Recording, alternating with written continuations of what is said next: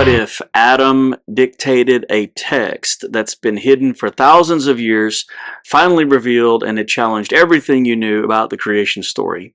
Well, that's what we're dealing with today. It's a text known as the Apocalypse of Adam. This text was discovered in Nag Hammadi in Egypt in 1945, so it's part of the Nag Hammadi library, and it was found along with many other texts, and it shaped the way that people, and specifically historians and theologians, thought about and tried to understand what the early centuries of Christianity was like, the diversity of the church, the various other theological works that were being produced.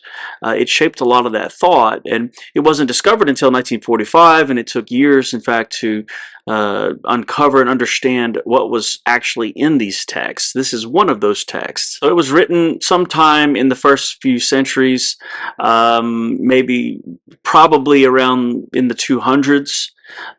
Most likely, that's kind of the center point of where most people feel it is at, and it's thoroughly a Gnostic text. It's very clearly dualistic.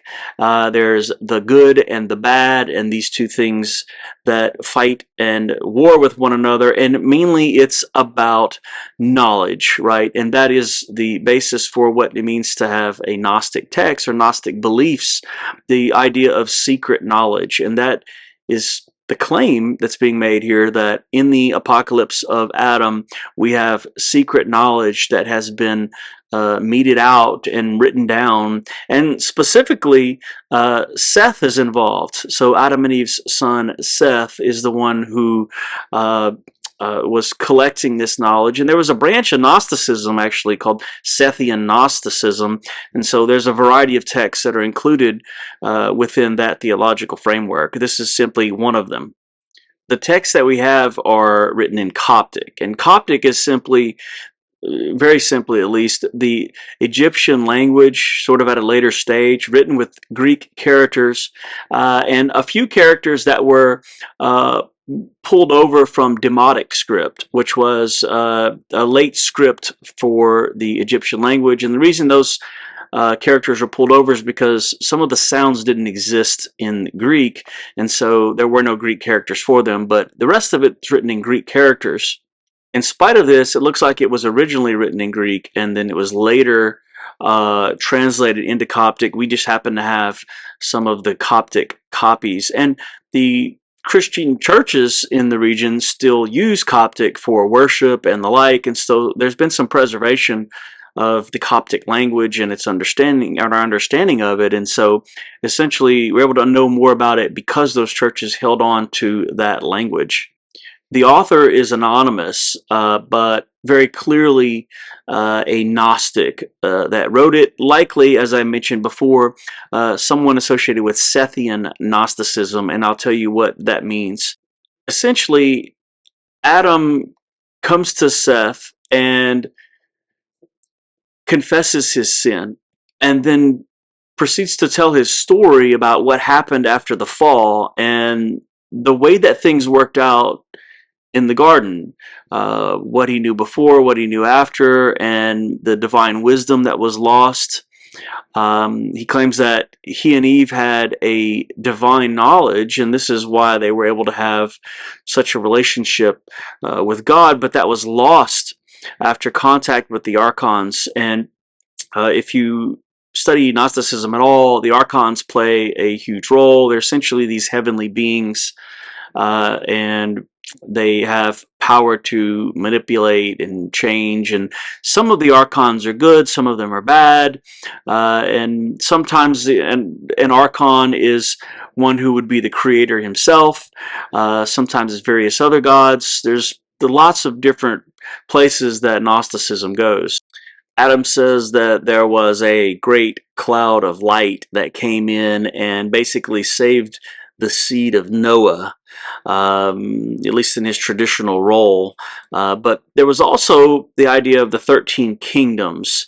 Now, I don't want to get off and confuse everyone, but essentially these various different rulers had stories about religion, about theology, about creation, and they're essentially all lying. And the only way to understand the truth and to get to the heart of the matter was to get the actual secret knowledge. And once you got that, then you could be saved. Otherwise, there was no salvation through anything else other than through knowledge. And that knowledge was a secret knowledge. You could not find it in any other place. And so the apocalypse of Adam is purporting to be a source of that knowledge, and that Seth had that knowledge, and he understood what it meant to be saved and the truth about the universe and the way that it works.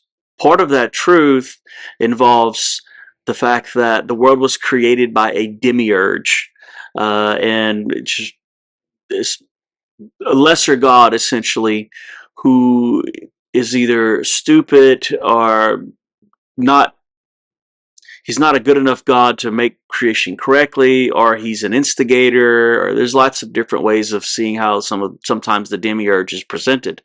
But nevertheless, sometimes, in fact, creation itself is said to be a mistake. It was an accidental thing that happened. Didn't mean it, but he's so bumbling he can't figure out his way out. But in this text in particular, the demiurge is a sort of malevolent, evil entity. Who does things that he shouldn't to humanity and causes great trouble and problems, which leads to the loss of divine knowledge and the feeling of completion in the world and purpose from people. So there's the true God versus the demiurge, the creator, right?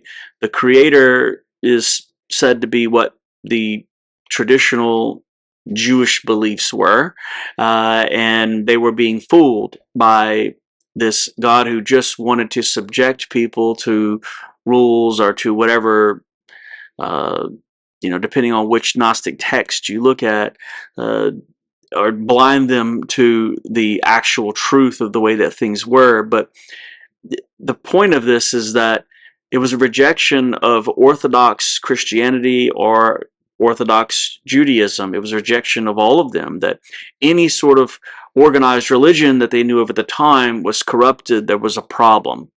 And the only way to get out was to get this new knowledge that was bound up and hidden, and you had to discover its meaning.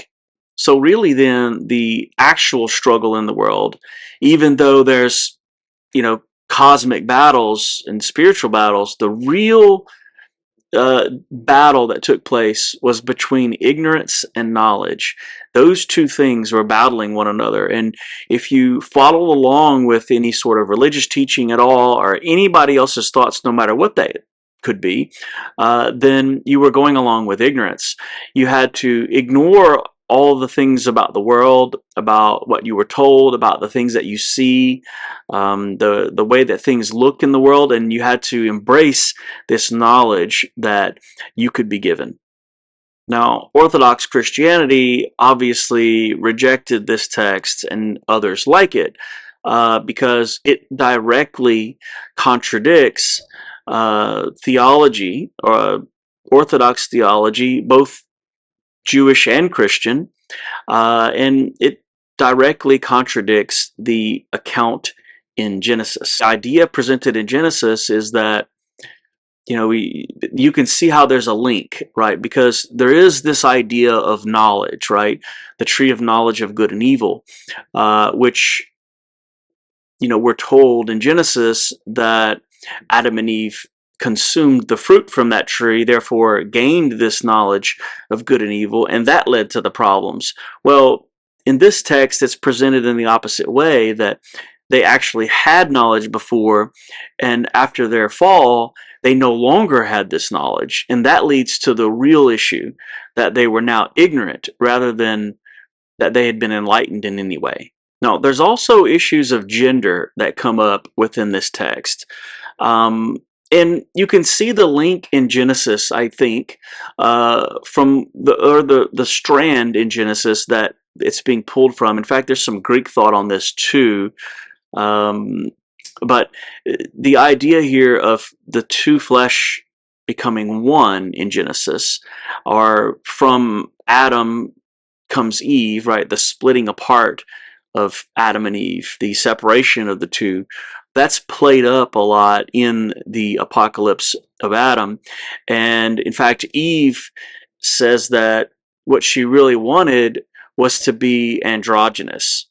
And because that was the original creation, that there wasn't male and female, but instead a combination of these two entities in one, an androgynous figure of humanity. And the only way to really feel complete is to get back to that. And that's the original state, is to be androgynous, not to be male, not to be female, but to forget about those genders and to go back to a state of being where there was no pull in one direction or the other. And doing that and gaining that knowledge helps you to feel your purpose and to be connected correctly with God. Even though many of the texts in the Nag Hammadi library were Gnostic or some unorthodox texts, it does give us an understanding of the kinds of thought that was going on at the time, the literature that was being produced, and it revived a sense of uh, historical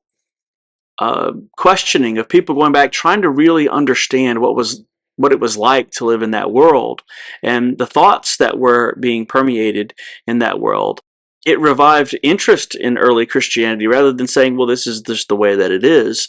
And it led to lots of scholars and people pursuing degrees, and for others who would pursue study in the areas of Gnostic Christianity and historical Christianity in particular, because there was now new information about what was happening in those early stages. We will look at more of these alternative theological and alternative historical documents as we move along in this series. So I hope you enjoyed it. If you did, hit the like and subscribe button, and see you guys next time.